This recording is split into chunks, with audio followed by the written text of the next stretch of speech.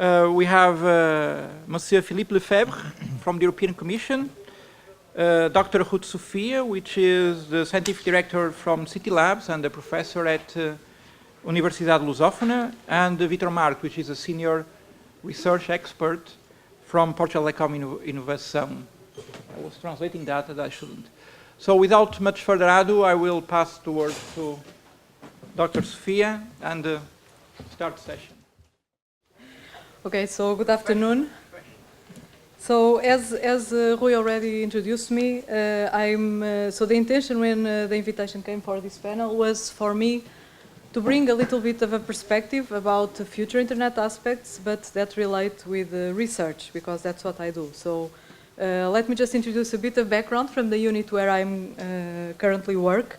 So City Labs is an R&D unit, small, has currently around 17 elements.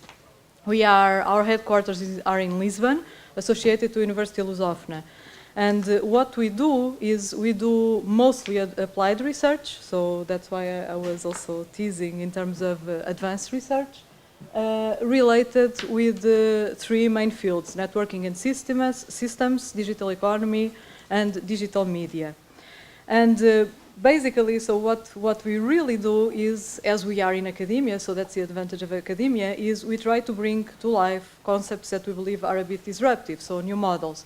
And currently, we feel that that model is called user centricity, which is trying to put a little bit more of the user on the internet value chain. So that's a little bit the discussion that I bring to you today.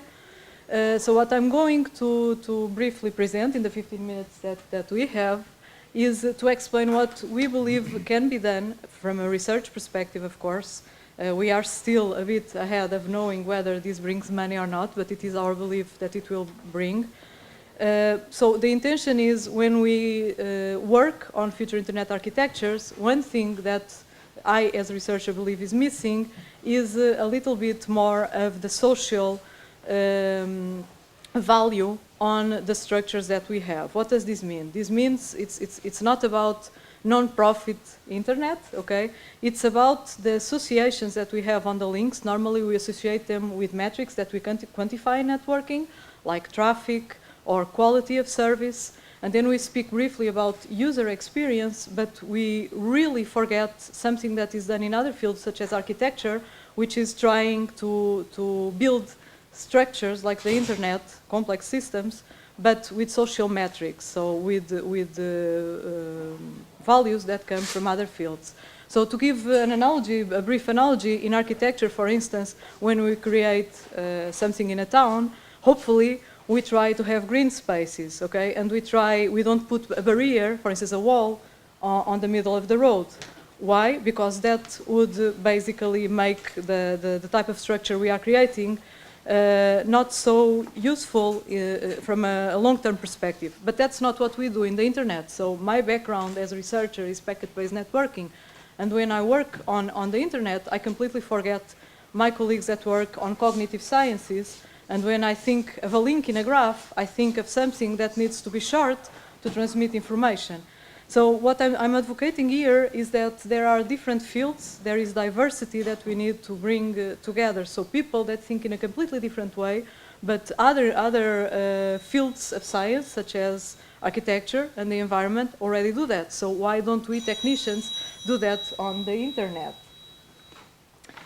Okay, so this slide, what you have here is basically different perspectives for what we call social networking. If I speak to you about social networking, you think about possibly online social networks, Facebook, LinkedIn. That's not what I'm speaking about.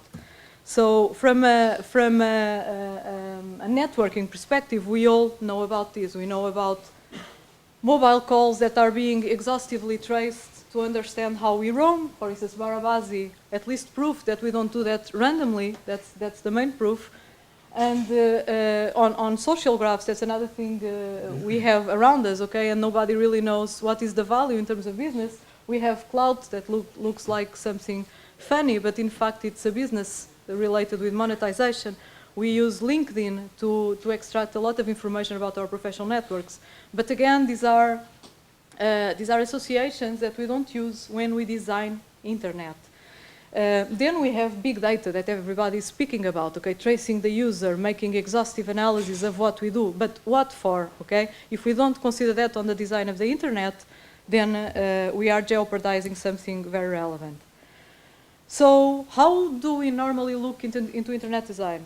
As I explained, we think about quality of service. When we model it, we think about technology adoption and acceptance models. So that's what we think about as researchers when, for instance, we try to understand the models, the value chain of the internet between a service that comes from a provider to the user. But the fact is that today we have other architectures on networking where the user shares services, shares bandwidth, or shares revenue. Okay, the hotspots in wireless, the Joiku spot that mostly people should possibly know about. However, even though we create this, we design this in terms of networking, okay, in terms of graph, when we want to exploit these models, we don't know how to sell this to a provider. We means the research community. Why? Because the provider comes to me and says, okay, you have a great project about sharing of bandwidth. This is great for the user. What do I gain with this? While in social sciences, when we go to the other fields, we have colleagues measuring the value of a relationship. Okay, a relationship between a user and the provider is still a relationship between two entities from a commercial perspective, and analyzing interactions. And those interactions, for our colleagues in cognitive sciences, generate knowledge. And knowledge to us, architectures of the internet, should also be money. And so what I'm advocating today is that when we design these architectures, we should look a little bit into new metrics that don't come from the networking field. So we all know the internet is a complex system. We also maybe know why social behavior is relevant. Okay, but again, most people look into social behavior from an online social networking perspective. But something that to me I speak loud, is quite relevant is this part. The user, we all know the user is a prosumer. We just think about it from the content perspective. So we see lots of applications being created in the mobile world. We completely forget that the underlying layers, like the MAC layer, layer 2, and the IP layer, layer 3, need to be revisited. And so we have people working and creating bumps in the stack, and adding something saying, okay, I want to do everything in layer 1, now I have MIMO, I use diversity. Great, what about the rest? So I think that this does not mean that we look into a clear slate internet approach, but just alerting that step by step it is feasible to introduce metrics that come from the social sciences. And I'll give a few examples. Without that, we will design internet architectures always based on a model that where the value chain is always from provider to the user, and therefore the provider also loses because cannot use the user as something to generate revenue other than being a consumer. So how can we do this? What I'm transmitting, for instance, we can look into social capital metrics. What is social capital? It's two buzzwords from the cognitive sciences and communication sciences that relate to the capability to generate knowledge. So as I gave the example in the architecture or environment fields, the fact is that when we create something, we also consider the social aspect. In the internet, the social aspect is knowledge.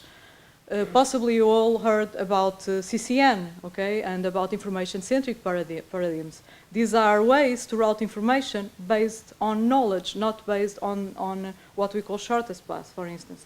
So there are two metrics that are quite interesting to use. One is trust between the owners of devices, people, and the other is influence.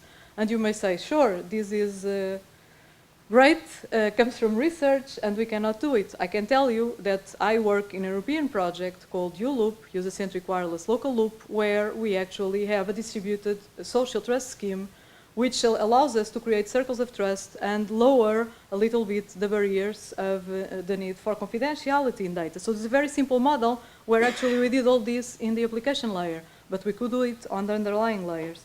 So I give you here on this slide several examples where the social aspects have impact. They have impact on traffic locality, keeping Finding ways to keep traffic local, which is something that an operator really values. Also, adoption modeling of technology. We have lots of good technology that fails, often because it was not designed in a way that suits the user. And therefore, despite all the potential estimates for revenue, the technology fails. Routing is another aspect. We are creating new mechanisms of routing, of sending information, again, forgetting about these metrics. And the fact is, I will give you also next an example where this fails. The fact is that later, this will have a problem on the architectures that we create. So I don't know if on the back you can see this. I'm not going to read all this, but the slides I think will be available. And what I can tell you is that, for instance, going really to a specific field, which is routing on the internet, most people today are devising approaches, routing approaches, that are based on a notion, centrality. A node that is central, at least for the networkers, a node that is central is a node that can more easily disseminate information, which is true, okay, but it's also a bottleneck. While for our colleagues from a social capital perspective, so cognitive sciences, these nodes are not necessarily the best ones, okay? From a social capital, from the generation of knowledge, these nodes are normally voids, okay? So they get the information, but maybe they are not the best to disseminate it. So this is just food for thought, meaning we are using metrics which we simplified, like centrality, betweenness, centrality, possibly these are words that you already heard of, without really looking into how other people, other fields are designing them. And the fact is that we are creating bottlenecks, then we create routing protocols based on this, and they will not scale. So in the end, they will not scale. Okay, so summarizing. The perspective I bring you today is that possibly it's also one of the potential aspects to discuss in these summits, is that we need some revision of the internet architectural design. And one aspect that we should not forget is really that there are things we can do by looking into other fields. And in my opinion, this is one that must really be taken care of, which is we need to understand better metrics that come from other fields, being the first trust and what is called influence of a node. How can we quantify that and use it as a networking metric, okay? So not necessarily trust as in Facebook, okay? But how can we bring that from a mathematical computational perspective to the networking part, and therefore create costs for associations on graphs to provide a better design on the internet. So this is all. Thank you.